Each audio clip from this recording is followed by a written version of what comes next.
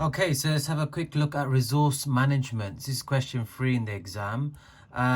So this topic about how does food, water, and energy impact well-being? So remember, with food, it's mainly LICs that have much more lower access to kind of food, so therefore impacts well-being in the sense as though more likely to develop illnesses and disease, and starvation is much more greater over here. Economically, without food, you'll have many people unable to work.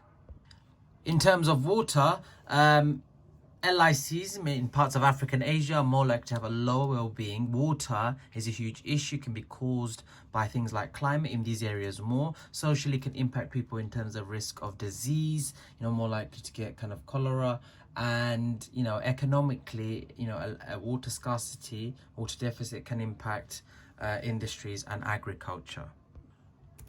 And lastly, energy. Energy, if you think about it, which parts will have much more lower well-being or higher well-being? You'll be kind of HIC, such as America, more likely to have a much more higher well-being. Having access to greater energy can obviously be used for transport. It could be used for more industries, therefore more jobs, people having higher incomes. Whereas kind of LICs, not just reduce domestic use, but economically countries will struggle. Another lesson is food in the UK. So that's a single lesson we looked at. Think about some of the key terms that might come up. So why is food demand increase in the UK? And that's for all areas, food, water, energy. Basic ideas, we're going to have an increased population, therefore the demand for food will increase. Higher income, so people can afford more food. And we have a variation in diet, so people wanting to have, greater choice. What is the impact of importing foods? Okay, so the UK has to import a lot of its food because it can't create its own food. But therefore, we have this idea of increased food miles, that key term. Increased food miles will therefore ultimately lead to a much more greater release of carbon emissions. So remember, we get beef from New Zealand. You could imagine the journey food takes for that. Therefore, having a greater environmental impact, leading to kind of increased climate change. We also looked at why does the UK import so much food? Well, firstly, it's a lot cheaper just to import it from other countries. Therefore, that's why it's a lot cheaper for consumers in the UK. Remember, UK has a much more colder climate. So therefore, unfortunately, can't produce certain foods, let's say exotic foods like mangoes, bananas. And ultimately, people would like greater choice with their food. Some people are having much more healthier diets. So therefore, there's a greater need to import a range of foods from around the world.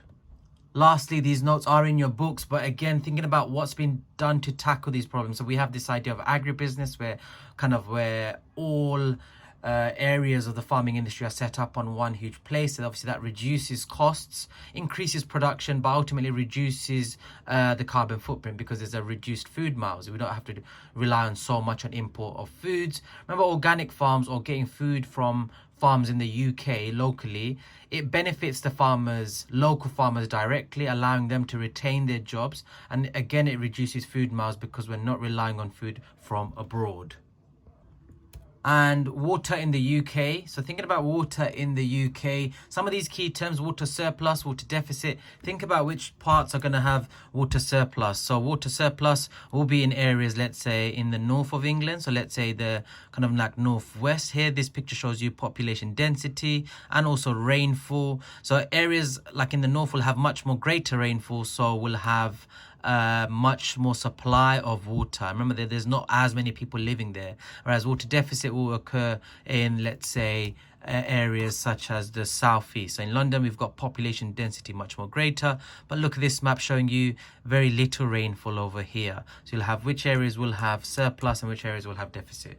You could get asked questions around how come, like, what is being done to tackle these issues around water insecurity, like water deficit in some areas. You could talk about water meters, allowing water to be kind of recorded in terms of how much is used and therefore charging people. You could also look at how water is recycled. So people are now, setting technologies that can reuse water in the house, therefore not using water. So like recycling grey water.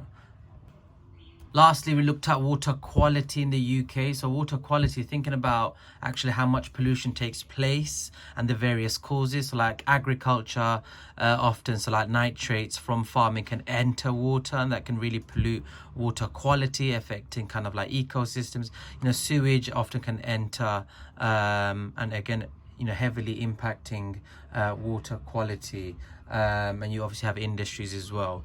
In terms of like, there are solutions like stricter laws, we've got water treatment plants, education, but thinking about why this can be quite challenging in terms of to tackle. So like it's hard to track these problems, especially water, and it's quite expensive to clean up areas, let's say water pollution as well.